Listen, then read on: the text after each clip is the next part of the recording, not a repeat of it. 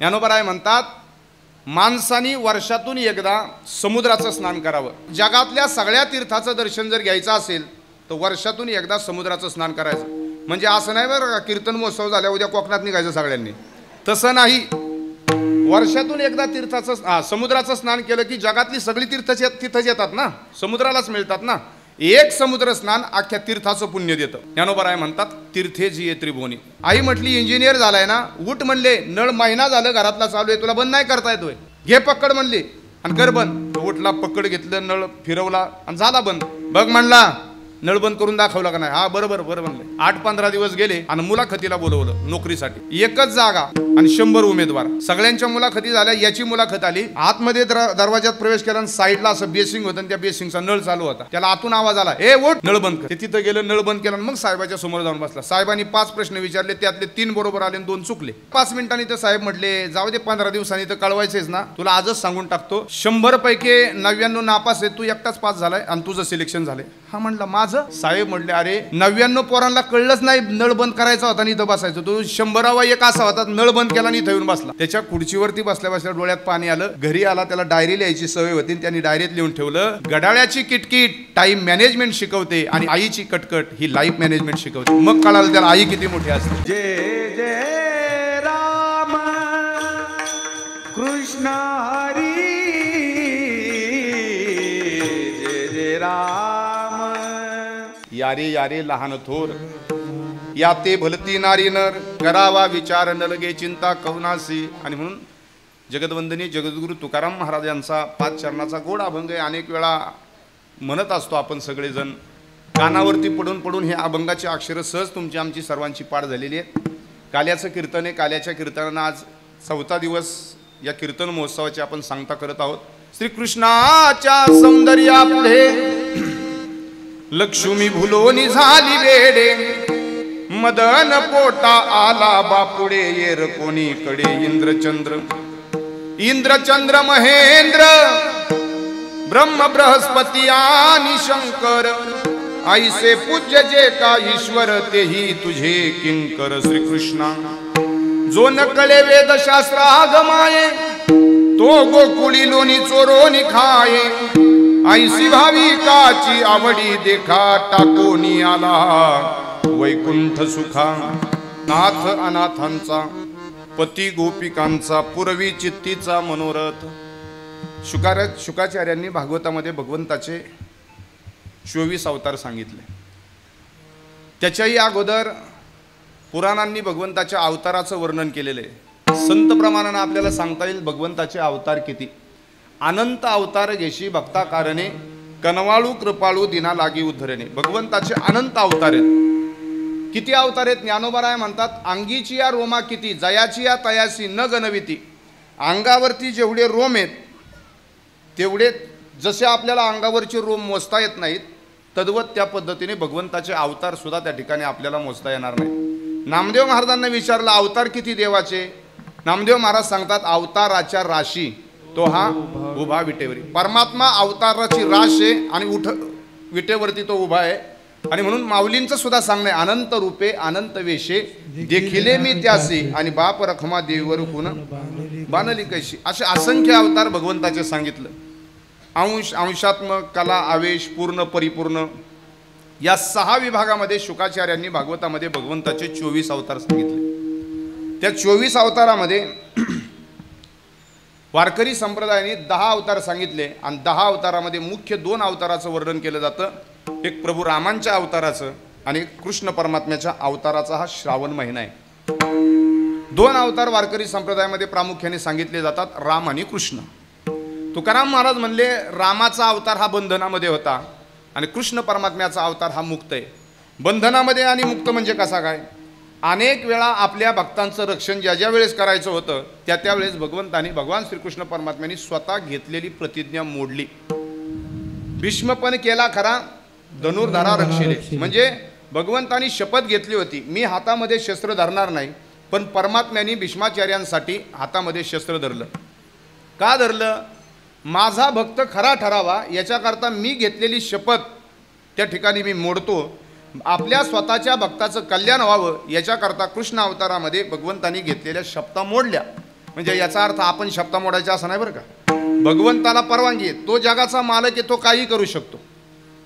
म्या काय लागतो कोणाची कवडी, अर्जुनाची धुतासे घोडी, धर्मा घरी उच्चिष्ट काढी, मजा अति आवडी प्रेमाची, मी काय कोणाचं लागतो का, त्या पांडवांच्या बापाचं काय मी लागत होतो का. पण नाही, मला वाचवावया अर्जुनासी, मी दिवसा लपविले सूर्यासी, हरी पत्करोनी रणभूमीसी, मी साच भीष्माशी केले. अर्जुनाला वाचवायचं होतं त्यावेळेस भगवंताने दुपारी 12 वाजता सूर्य मावळतो का कधी, दुपारी 12 वाजता सूर्य कधी मावळत नाही. पण तरी देखील भगवंताने अर्जुनाला वाचवण्यासाठी दुपारी 12 वाजता सूर्य झाकला, आपल्या सुदर्शन नावाच्या चक्राने झाकला. आणि इकडं वाचवावया अर्जुनासी, मी दिवसा लपविले सूर्यासी, रणांगणावरती भगवान परमात्मा स्वतः हरले. कशासाठी, साच भीष्माशी मी केले, भीष्माचार्यांची प्रतिज्ञा खरी व्हावी याच्याकरता मी हातामध्ये शस्त्र धरलं. यांनी शपथ घेऊन सांगितलं होतं हातामध्ये मी शस्त्र धरणार नाही, तो हातामध्ये शस्त्र घेतो आणि जगाला दाखवतो की मी माझ्या भक्ताचं कल्याण व्हावं याच्याकरता प्रतिज्ञा मोडतो. पण कृष्ण अवतार हा मुक्त अवतार आहे आणि रामाचा अवतार हा बंधनामध्ये. का बंधनामध्ये, त्याचं कारण सांगितलं. रामप्रभूंना एखादं कार्य करायला निघायचं असलं की रामप्रभू पहिलं रामायण पाहायचं ना. रामायण कुणी लिहिलं, आपण तर नाही लिहिलं, कुणी लिहिलंय, वाल्मिकी ऋषींनी लिहिलं. आद्य कवी आहेत. भारत देशातल्या एका गुंडानं ठरवलं होतं मला साधू व्हायचे, तसं महाराष्ट्रातल्या एखाद्या गुंडाने ठरवलं मला साधू व्हायचं ना, ज्ञानोबारांच्या समाधीवर डोकं ठेवावं, तो साधू झाल्याशिवाय राहणार नाही, मला साधू होणार. भारतातल्या एका डाकूच होता ना, तो पुढं डाकाळ घातला, वारीच्या वाटेवरती जेजुरी गाव सोडलं की जेजुरी नंतरचा मुक्काम येतो कोणतं गाव, वाल्ले गाव. तिथं त्यांनी त्या ठिकाणी वाटमारी केली म्हणजे काय, चोऱ्या केल्या. काय केलं, येणाऱ्या जाणाऱ्या लोकांचे पैसे चोरायचे, त्यांच्या हातातलं गळ्यातलं सोनं काढून घ्यायचं. इथपर्यंत ठीक होतं चोरी करणं, पण त्याला मारण्याचा अधिकार कुणी दिला होता. चोरी करायची, त्याची सगळी संपत्ती लुटायची आणि त्याच्यानंतर त्याला मारून टाकायचं. इतकं भयंकर कृत्य केलं. असं म्हणतात एक माणूस, त्यांनी मोजली कशी माणसं किती मारली, त्यांनी मोजमाप ठेवलं, गणित ठेवलं. त्याचं कॅल्क्युलेटर बघा कसं होतं. एक माणूस मारला की एक मोहरी एवढा खडा उचलायचा आणि एका रांजणात टाकायचा. असे किती रांजण भरले, सगळे मोजायला होते काय तिथं तुम्ही, हां नाही उत्तर देत चला, बरं पडतं जरा, मलाही जरा बरं वाटतं. किती रांजण भरले, 7 रांजण भरले. मोहरी एवढा खडा माणूस मारला की उचलायचा, रांजणात टाकायचा, असे 7 रांजण त्यांनी भरले. एवढं भयंकर पाप त्यांनी केलं होतं. पण तो नारदांना शरण गेला आणि आपण केलेल्या कृत्याचं पश्चाताप त्याला झाला. आणि एकदा म्हणतात ना, संतांच्या पायावर डोकं ठेवलं की माणसाचं कल्याण होतं. नारदांच्या पायावरती डोकं ठेवलं आणि वाल्याचा कोण झाला, वाल्मिकी झाला. रामायण राम जन्माला येण्याच्या अगोदर त्यांनी लिहिलं. पण रामप्रभू एखादं कार्य करायला निघाले की त्या ठिकाणी पहिलं काय पाहायचं, बोलिला वाल्मिकी तैसेची करीन, बोलिला वाल्मिकी तैसेची करीन, बोलिला वाल्मिकी तैसेची करीन, बोलिला वाल्मिकी तैसेची करीन, वरतुनी दाविन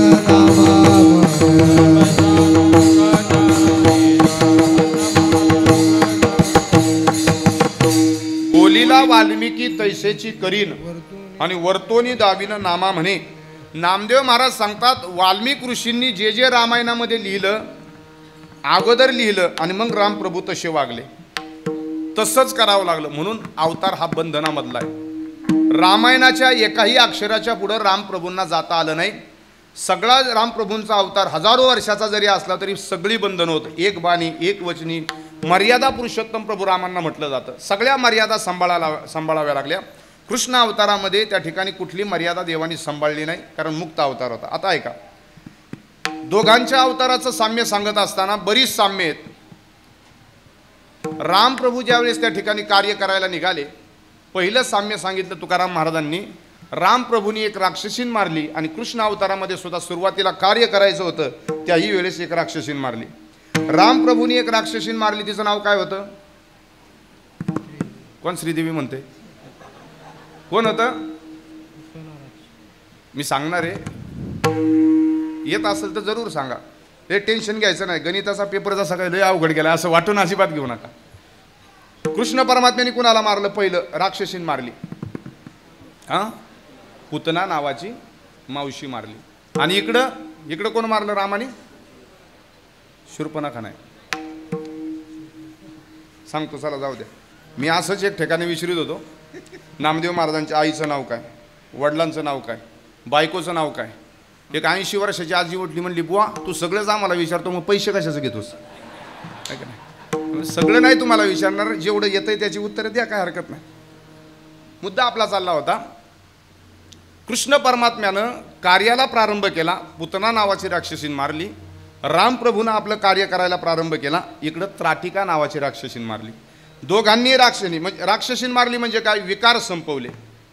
भगवंतानी विकार संपवले. आता ही त्राटिका, तिचं वर्णन रामायणानं केलेले ही सामान्य नव्हती, ही भव्य दिव्य असणारी धिप्पाड शरीराची होती, अकराळ होती, विक्राळ होती. तिचं शरीर दाखवायचं म्हटलं तर तिच्याबरोबरची कुणाला दाखवता येणार नाही. म्हणजे असं नाही बरं का, एवढी धिप्पाड होती. नाथ महाराज म्हणतात डोंगरा एवढा तिचा देह होता. सिंहगड किल्ला पाहिलाय का? अमेरिकेत येतो. मग आपल्या इथं सिंहगड किल्ला केवढा आहे? तेवढी मोठी भव्य दिव्य होती ती, एवढी धिप्पाड राक्षसीन. बरं, राक्षसीन असून तिचा एक रोजचा नियम होता. राक्षसीन होती पण रोज आंघोळ करायची, बिना आंघोळीची काकड्याला जात नव्हती कधी बरं का. राक्षसीन होती, पहाटे उठायची, आंघोळ करायची. विचार करण्यासारखी गोष्ट आहे, एवढी मोठी राक्षसीन तिच्यासाठी एवढी मोरी कधी बांधायची?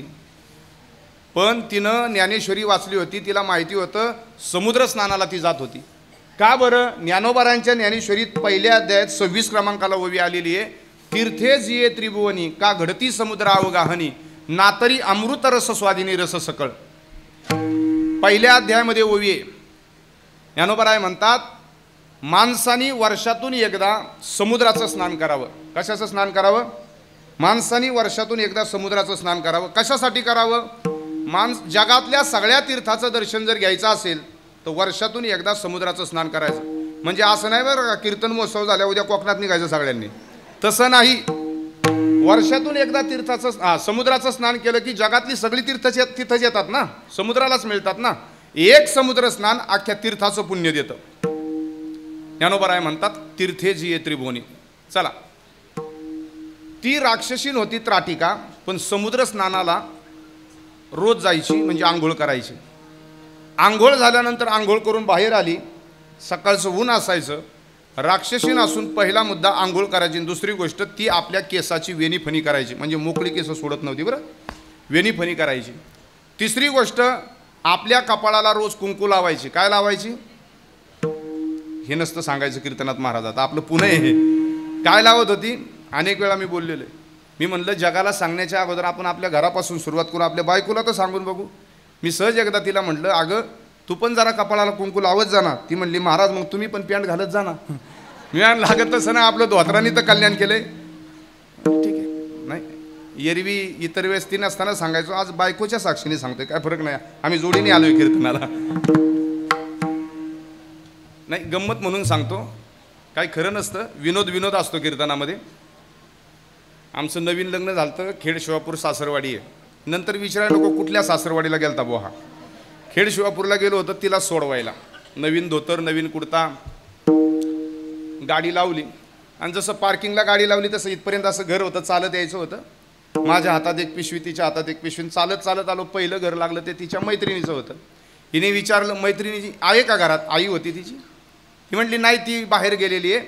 मग गप्पा मारत बसली हिच्या मैत्रिणीची आई आणि दोघी जणी. काय ग तुझं कसं काय? ही म्हणली चांगलं आहे. घरातली माणसं? ही म्हणली सगळीच चांगली आहेत. मी म्हटलं आता दोन महिला बोलतात, आपण कशाला त्यांच्यात थांबायचं? जरा 4-5-6 पावलं पुढं गेलो थांबलो.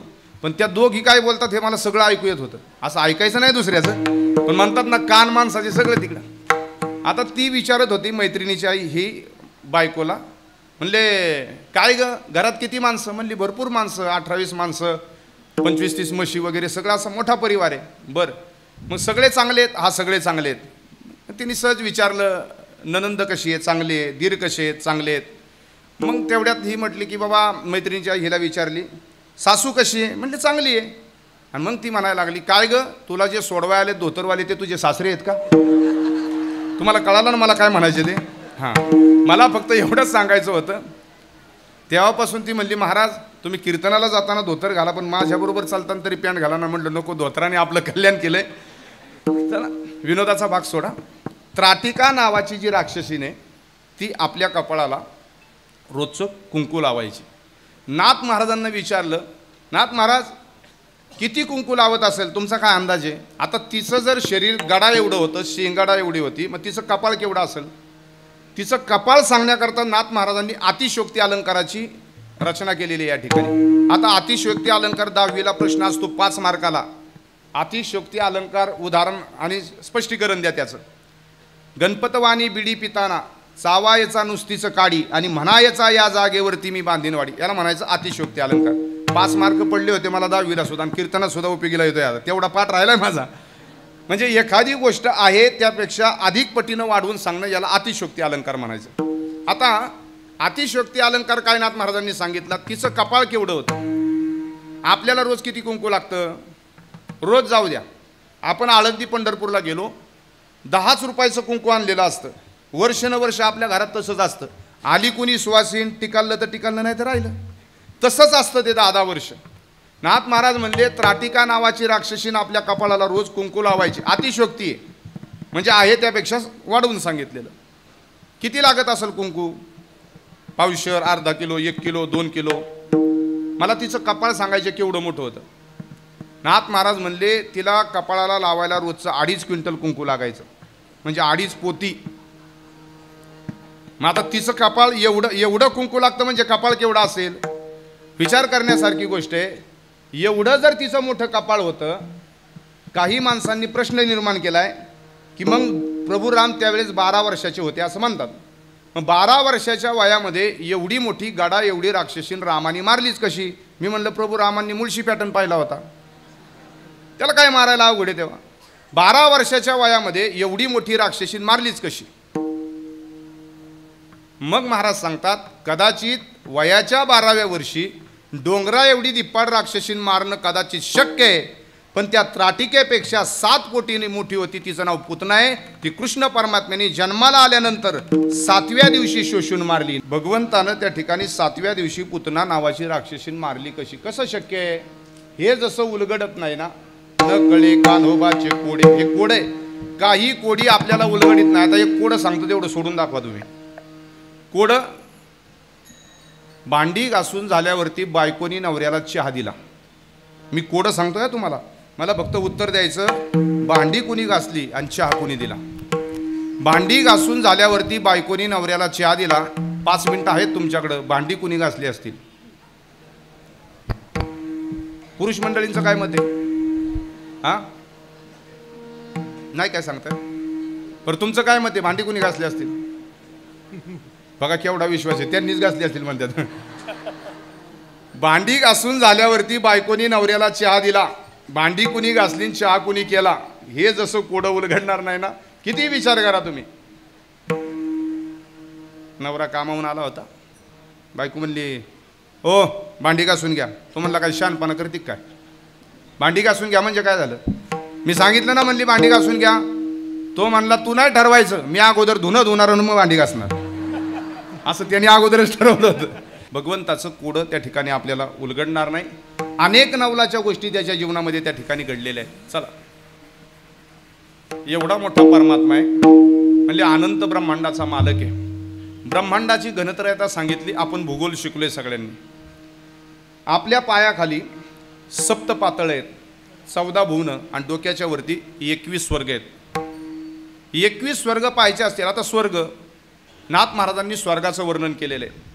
असं म्हणतात स्वर्ग जर पाहायचा असेल तर पूर्वीच्या लोकांची एक म्हण होती, स्वतः मेल्याशिवाय स्वर्ग पाहता येत नाही. आता मग मरण्याची कुणाची इच्छा आहे, कुणाची तयारी आहे मरायची? आम्हाला तर मरायचं नाही, मग स्वर्ग पाहायचा आहे. कसा पाहायचा? नाथांचं भागवत घ्या, आणि त्या नाथांच्या भागवतामध्ये त्या ठिकाणी वर्णन आलेलं आहे खगोलशास्त्राचं. त्याच्यामध्ये 21 स्वर्गाचं वर्णन आहे. मग ते 21 स्वर्ग आपल्याला कसे आहेत, कोणत्या लोकाच्या वरती कोणता लोक, नाथ महाराजांनी भागवतात सांगितले. एकनाथी भागवत वाचा, 21 स्वर्गाचं वर्णन. नाही भागवत वाचता आलं, कंटाळा आला, आपल्या भारत देशामध्ये बद्रीनारायण नावाचं क्षेत्र आहे. त्या बद्रीनारायण नावाच्या क्षेत्राजवळ तिथून पुढं गेलं की व्यासांचा शम्यपराश नावाचा आश्रम, जिथं सरस्वती नदीचा उगम आहे, आणि त्याच्या पुढं 25 किलोमीटर सतोपंत नावाचं सरोवर आहे. तिथून स्वर्गाला जाण्याची शिडी आहे. आता स्वर्गाचा पत्ता मी दिलाय, जायचं का नाही तुम्ही बघा काय करायचे ते. स्वर्गाचा पत्ता सांगितला काय? बद्रीनारायण क्षेत्र, शम्यपराश नावाचा व्यासांचा आश्रम, सरस्वती नदीचा उगम आणि त्याच्या पुढं 25 किलोमीटरला स्वर्गाला जाण्याची शिडी आहे. पुण्यातली माणसं इतकी चमत्कारी, तिथं जातात, सेल्फी काढतात आणि मरायला घरी येतात. फक्त त्या शिडीने एकटा धर्मराजा चढला बरं का. धर्मराजा एकटा वदविले धर्मा नारायणा मुखे, अंगुष्ट त्या कर्मासाठी गेला. एकटा धर्मराजा त्या शिडीनं चालत गेला स्वर्गाला. म्हणून स्वर्गाला जाण्याचा रस्ता. डोक्याच्या वर 21 स्वर्ग, 14 भुवनांची निर्मिती आणि आपल्या पायाखाली 7 पातळ आहेत. पातळ माहिती आहे ना? पातळ 9 वारी, 6 वारी, पैठणी, अजून 2-4 प्रकार सांगावं मला, पुढच्या कीर्तनात सांगता येईल. आतळ, वितळ, सुतळ, तळातळ, महातळ, रसातळ, पातळ ही 7 संख्या पातळांची. नाथ भागवत असं म्हणतं, पहिलं पातळ अतळ, दुसरं वितळ, सुतळ, तळातळ, महातळ, अशी जी 7 पातळ आहेत पायाखाली. 2 नंबरचं जे पातळ आहे वितळ, शास्त्राने असं वर्णन केलंय, पुराण असं म्हणतात की 2 नंबरच्या पातळामधनं सोन्याचं पाणी असणाऱ्या नद्या वाहतात. कशाचं पाणी? सोनं कसं तोळा आहे. आता सोनं कसं तोळा म्हणलं की इकडं गोळा येतो आपल्याला, इतकं सोनं महाग झाले. परवा दिवशीचे 80 वर्षाची आज जी पेपर वाचत होती, सोन्याचा भाव तरी 5,000ने उतरलं, 75चं 70वर आले. ते 75,000 होतं तेव्हा म्हातारी दचकली. 75,000 सोन्याचा भाव असं म्हटल्याबरोबर सुनबाईला बोलव, ए सुनबाई धावत पळते. सुनबाई झाडून घेत होती, हातातला झाडू फेकला आणि आपल्या सासूजवळ आली. म्हणली, आत्या काय झालं ओरडायला, काय झालं, बरं नाही वाटत का? आत्या म्हणली, ते नाही, सोन्याला आग लागली. सून म्हणली, अशी सोन्याला कुठं आग लागत असते? काय झालं? काय नाही, आमच्या काळात सोनं 100 रुपये तोळा होतं ना, आता बघ 75,000 रुपये तोळा. सून म्हणली, मग त्याच वेळेस तुमचं डोकं फिरलं होतं का? 100 तोळे मला केले असते तर तवा. सोन्याचं पाणी असणारे नाही. मला ब्रह्मांडाची घनत्रयता सांगायची. सुतळ, वितळ जे पातळ आहे तिथं सोन्याचं पाणी असणाऱ्या नद्या आहेत. आता आपण सगळ्यांनी मिळून, आता दिलीप अण्णा आहेत, सगळी मंडळी, आपण, तुम्ही, आम्ही वारकरी संप्रदाय, बोर घ्यायचं ठरवलं आणि वितळ नावाचं जे पातळ आहे तिथून सोन्याचं पाणी वरती आणायचं ठरवलं. येईल का पाणी वरती? जगातल्या सगळ्या बोरच्या कंपन्या एकत्र केल्या आणि बोर घ्यायचं ठरवलं. आपण बोर होऊ पण सोन्याचं पाणी वरती येणार नाही. हे त्याचं ब्रह्मांड आहे. एका गोष्टीपर्यंत परमात्म्याच्या आपण पोचू शकत नाही. ठाव लागत नाही त्यात. आव ठाव न लागता जायाचा, मनासहित मुरडली वाचा. ठाव लागत नाही एका गोष्टीचा. सुतळ नावाचं जे 3 नंबरचं पातळ आहे, भगवंतानी बळीला राज्य दिलं. तुकाराम महाराज म्हणतात, काय बळी भाग्यवान आहे हो. भिकेसाठी कोण राज्य देतो, राज्य देतो, भिकेसाठी कोण राज्य देतो, राज्य देतो, भिकेसाठी कोण राज्य देतो, राज्य देतो, भिकेसाठी कोण राज्य देतो. तुका म्हणे बळी जोडाया निधान,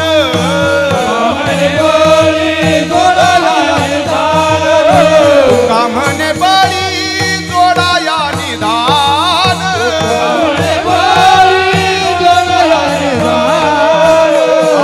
भिकेसाठी कोण राज्य देतो, राज्य देतो, भिकेसाठी कोण राज्य देतो, राज्य देतो, भिकेसाठी कोण राज्य देतो, राज्य देतो, भिकेसाठी कोण राज्य देतो. कुणी मागायला आला की त्याच्यात देव असतो हे कळालं पाहिजे. भगवान परमात्म्याच्या बळीच्या दारामध्ये भगवान परमात्मा वामनाच्या रूपाने आला आणि 3 पावलं दान देऊन टाकली. मग त्याच्यामध्ये सगळंच दिलं होतं बळीने त्याला. तुकाराम महाराज म्हणतात, भिकेसाठी कोण राज्य देतो. भीक घातली बळीनं देवाला, आशा उपजली अनंताशी, नीच वामनत्व आले तयासी, आशेने दीन केले तयासी, इतरांची थोरी कायशी. विश्वाचा मालक परमात्मा भीक मागायला बळीच्या दारात उभा राहिला. महाराज म्हणले, भिकेसाठी कोण राज्य देतो. सगळं राज्य दिलं बळीला. 3 नंबरचं जे सुतळ पातळ आहे तिथं बळीचं राज्य. चला बाकीची संख्या सांगत नाही मी. आपल्या पायाखाली 7 पातळ, डोक्याच्या वरती 21 स्वर्ग, 14 भुवन, असं एक ब्रह्मांडाची ही गणत्रयता झाली. अशी ब्रह्मांड किती. तुकाराम महाराज म्हणतात, अनंत ब्रह्मांडे एके रोमी ऐसे धेंडे, तो हा गवळी याचे घरी आणि उंबरा चढता टेकाधरी. एक केस उपटला, एक रोम उपटला तर त्या परमात्म्याच्या एका रोमामध्ये अशी अनंत ब्रह्मांड बसतात. हे ज्याचं मोठेपणे महाराज म्हणले, तो इतका लहान झाला आनंद बाबाच्या अंगणामध्ये रांगतो अभंगाचं पहिलं चरण. अनंत ब्रह्मांडे उदरी अनंत ब्रह्मांडे उदरी ब्रह्मांडे उदरी अनंत ब्रह्मांडे उदरी अनंत ब्रह्मांडे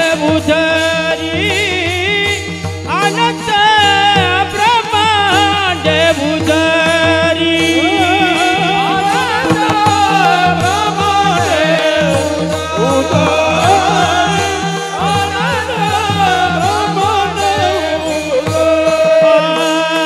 हरि हा बालक नंदा करी हरि हा बालक नंदा करी नवला केवडे केवडे नवला केवडे केवडे हरि हा बालक नंदा हरि हा बालक नंदा नवला केवडे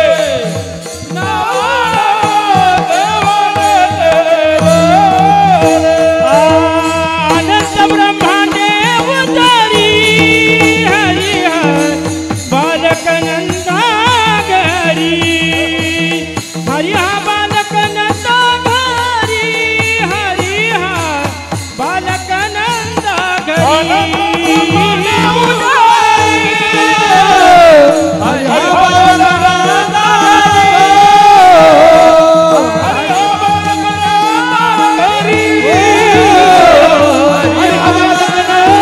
घरी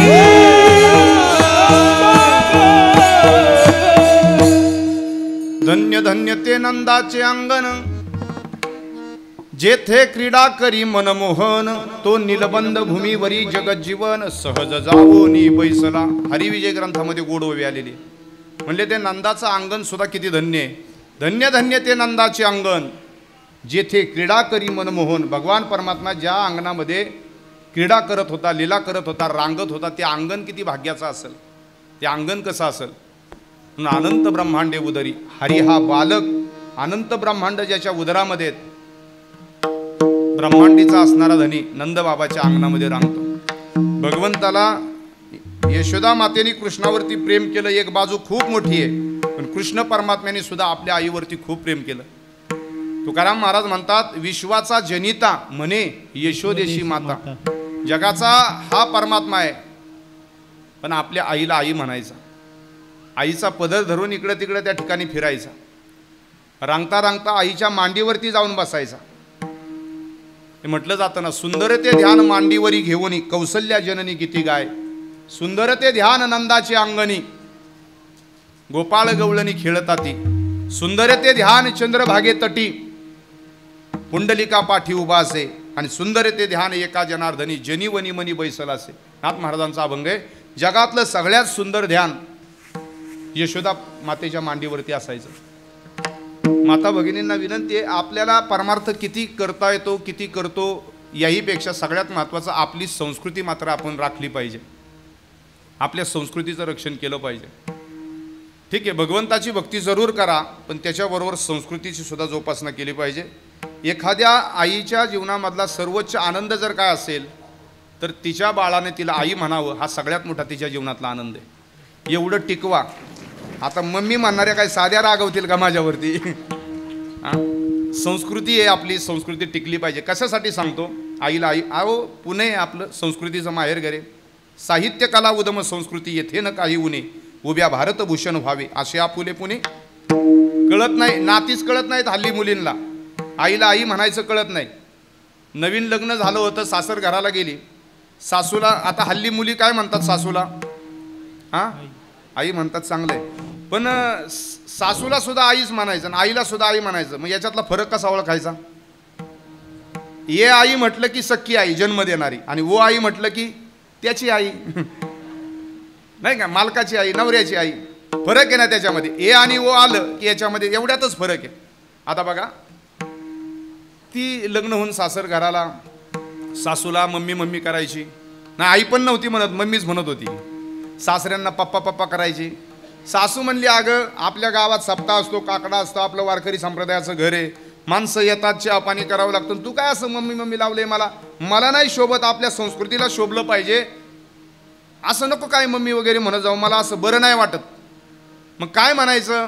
ती म्हणली, घरी काय म्हणत होती आई, म्हणजे आई वडिलाला काय म्हणायची? नाही म्हणले मम्मी पप्पाच म्हणायचे, तेच इकडं म्हणते तुम्हाला. सासू म्हणली, अगं तसं नको करू, मम्मीला मराठीत काय म्हणतात? ती म्हणली, मम्मीला मराठीत मम्मीच म्हणतात. आता तिला मम्मीला मम्मीच माहिती होतं ना. सासू म्हणली, तसं नको करू, मम्मीला मराठीत आई म्हणतात ना, आजपासून मला आई म्हटलं तरी चालेल आणि सासऱ्यांना बाबा म्हटलं तरी चालेल. बाकीची नातीच कळत नव्हती तिला. दिवसभर सासूला आई आई केलं, सासऱ्यांना बाबा बाबा केलं. बाबा तुम्हाला पाणी देऊ का? आई तुम्हाला चहा देऊ का? सासूला आई म्हणत होती दिवसभर. आई तुम्हाला जेवण वाढते, बाबा तुम्हाला पण जेवण वाढते. आई आई बाबा बाबा दिवसभर केले. संध्याकाळी 6 वाजले, नवरा कामावरनं आला आणि उंबऱ्यामध्ये जसा नवरा येताना तिनं पाहिला तशी सासूकडे पळत गेली. म्हणली, आई आई तो बघा दारात दादा आलाय. कोण आलं होतं? मला काय म्हणायचे, संस्कृती टिकली पाहिजे. संस्कृतीचा बरमुडा झालाय आपल्या. संस्कृती टिकली पाहिजे. संस्कृती अत्यंत महत्वाची. का टिकली पाहिजे? ऐका, ऐक ऐक सखये बाई नवल मी सांगू काही. ऐक ऐक सखये बाई नवल मी सांगू काही.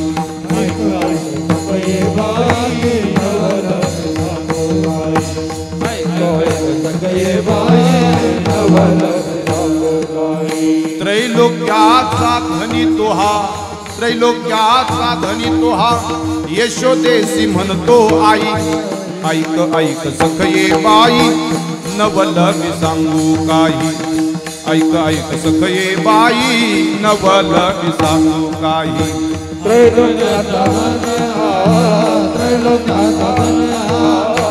यशोदेसी म्हणतो आई.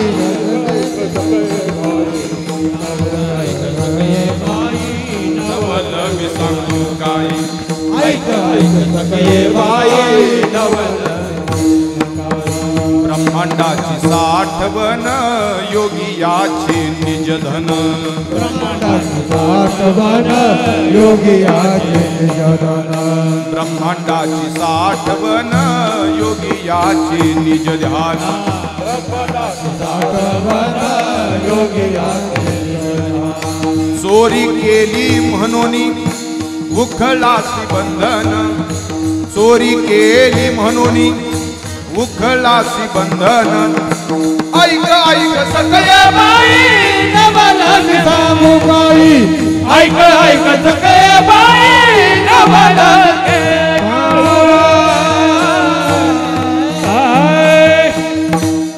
केवढं मोठं नवल आहे बघा ना. त्रैलोक्याचा धनी तो हा, त्रैलोक्याचा धनी तो हा, यशोदेसी म्हणतो आई. ऐक ऐक सखये बाई नवल मी सांगू काही. सकळ तीर्थेज या चरणी शुलभ हा चक्रपाणी.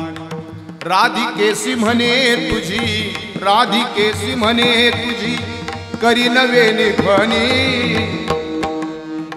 आई सगळ्यांनाच प्रिय असतं. फक्त एक छोटीशी 1 मिनिटाची गोष्ट सांगतो. पोरगं इंजिनियर झालं आणि नोकरी शोधत होतं. मेकॅनिकल चांगला होता, अनेक ठिकाणी अर्ज दिले होते आणि घरामध्ये आता सगळं शिक्षण वगैरे झालं होतं. सकाळचा उशिरा उठायचा. आई म्हणायची, अरे जरा लवकर उठत जा. उठल्यानंतर तसाच उठायचा, बाथरूममध्ये जायचा. आईला म्हणायचं, आई टावेल दे. आई म्हटली, अरे एवढा मोठा झाला, तुला तुझ्या अंथरुणाची घडी घालता येत नाही, तुला आंघोळीला जाताना टावेल घेऊन जाता येत नाही, सगळं कुठपर्यंत मी द्यायचं? तो म्हणायचा, आई आता मी मोठा झालोय, कशाला सारखी कटकट करत असते का? मग ते सारखं इकडं तिकडं त्याचं सगळं साहित्य पडलेलं असायचं, आईनं उचलायचं ठेवायचं. मग आई असं काय म्हणली की त्याला राग यायचा. आणि नेमकं एकदा बाहेरून आला, कपडे वगैरे काढली, फेकून दिली. म्हणले इकडे. आईनं त्याला बोलवलं, घाल म्हणले कपड्याची घडी. तो म्हणला, आई एवढ्या मोठ्या पोराला कुठं कपड्याची घडी घालायला सांगतात का? आई म्हटली, ज्याला कपड्याची घडी घालता येत नाही तो जीवनाची काय घडी घालणार? त्याला अपमान झाल्यासारखं वाटलं. एवढ्या मोठ्या पोराचा आई तू अपमान करते तोंडावरती, असं असतं का म्हटले. सारखी कटकट सारखी कटकट. एक दिवस घरातला नळ सारखा चालू असायचा. म्हटली इंजिनियर झालाय त्या क्षेत्रातला तू चांगला मेकॅनिक आहे, कधी कधी प्रॅक्टिकल पण इंजिनियर व्हावं ना माणसाने. शिकलेले नवरा बायको बाजारात भाजी आणायला गेली उत्तमनगरला. भाजी घेतली. तो सहज भाजीवाला म्हणला, का व तुमची बायको खूप शिकलेली आहे. हा म्हणला, तुम्हाला कसं काय कळलं माझी बायको शिकलेली आहे. तो म्हणला, काय नाही, तुमच्या बायकोनी 2 किलो टमाटे घेतले तर त्याच्यावर भलं मोठं कलिंगड ठेवले आणि घरी घेऊन चालली. टमाट्यावर कलिंगड ठेवल्यावर काय होणार आहे, चटणीच होणार आहे ना जिथं घेतलं तिथं. प्रॅक्टिकल सुद्धा कलिंगड वेगळं आणावं लागतं, टोमॅटो वेगळं आणावं लागतं, हे कळालं पाहिजे ना. आई म्हटली इंजिनियर झालाय ना, उठ म्हणले, नळ महिना झालं घरातला चालू आहे, तुला बंद नाही करता येतोय. सारखी कटकट असते आई तुझी, असं तो म्हणला. घे पकड म्हणली आणि कर बंद. तो उठला, पकड घेतलं, नळ फिरवला आणि झाला बंद. बघ म्हणला, नळ बंद करून दाखवला का नाही. हा बरोबर बरं म्हणलं. सारखं असं काय ना काहीतरी मायलेकाचं चालू असायचं. त्याला आईची सारखी कटकट वाटायची. 8-15 दिवस गेले आणि त्याच्यानंतर त्याने अर्ज जिथे केले तिथून एक कॉल आला आणि मुलाखतीला बोलवलं नोकरीसाठी. एकच जागा आणि 100 उमेदवार. सगळ्यांच्या मुलाखती झाल्या. याची मुलाखत आली. साहेबाला म्हणला, साहेब आतमध्ये येऊ का. येऊ का म्हटल्यानंतर साहेब म्हटले, ये. काय झालं नेमकं, आतमध्ये दरवाज्यात प्रवेश केला आणि साईडला असं बेसिंग होतं आणि त्या बेसिंगचा नळ चालू होता. त्याला आतून आवाज आला, ए उठ, बेसिंग बंद कर, नळ बंद कर. आई होती का तिथं. आई नव्हती. ते तिथं गेलं, नळ बंद केला, मग साहेबाच्या समोर जाऊन बसला. साहेबांनी 5 प्रश्न विचारले, त्यातले 3 बरोबर आले आणि 2 चुकले. चुकल्यानंतर साहेब म्हटले 15 दिवसांनी जेवढे काही 100 उमेदवार होते त्यांना त्याच्यातून एक सिलेक्ट होणार आहे. सगळ्यांना मग पत्राद्वारे जो सिलेक्ट होतं त्याला कळवलं जाईल. पुन्हा 5 मिनिटांनी तर साहेब म्हटले, जाऊ दे 15 दिवसांनी तर कळवायचेच ना, तुला आजच सांगून टाकतो, 100 पैकी 99 नापास आहे, तू एकटाच पास झालाय आणि तुझं सिलेक्शन झालंय. हा म्हणला, माझं आणि कसं काय. म्हणले 5 पैकी 3 प्रश्न बरोबर आहेत, 2 चुकले, तर माझं कसं काय सिलेक्शन झालं. साहेब म्हटले, अरे 3 तुझे बरोबर आहेत, पण काही मार्क प्रॅक्टिकलला पण होते. 99 पोरांना कळलंच नाही नळ बंद करायचा होता आणि इथं बसायचं. तो 100वा एक असा होता, नळ बंद केला आणि इथं येऊन बसला. त्याच्या खुर्चीवरती बसल्या बसल्या डोळ्यात पाणी आलं. घरी आला, त्याला डायरी लिहायची सवय होती, त्यांनी डायरीत लिहून ठेवलं, गडाळ्याची किटकिट टाईम मॅनेजमेंट शिकवते आणि आईची कटकट ही लाईफ मॅनेजमेंट शिकवते. मग कळालं त्याला आई किती मोठी असते. हे सांगायचं होतं मला. परमात्म्याला सुद्धा आई इतकी प्रिय होती. सगळं विश्वंभर म्हणती माझी या स्वामी ते विश्वात ते पोषितो म्हणून या. तुका म्हणे ज्याते नाम विश्वंभर आणि त्याचे निरंतर ध्यान करी, सुखा म्हणे कांते विश्वाचा पोसना आणि संतांचा देखना विठू माझा. अख्ख्या विश्वाला जो पोसतो, अशा विश्वाला जो सांभाळतो, तो मात्र आईनं खाऊ घातलं की त्याचं पोट भरत होतं. महाराज अभंगाच्या 3ऱ्या पृथ्वीचे तृप्त केले, पृथ्वीचे तृप्त केले, पृथ्वीचे तृप्त केले, पृथ्वीचे तृप्त केले, पृथ्वीचे तृप्त केले, पृथ्वीचे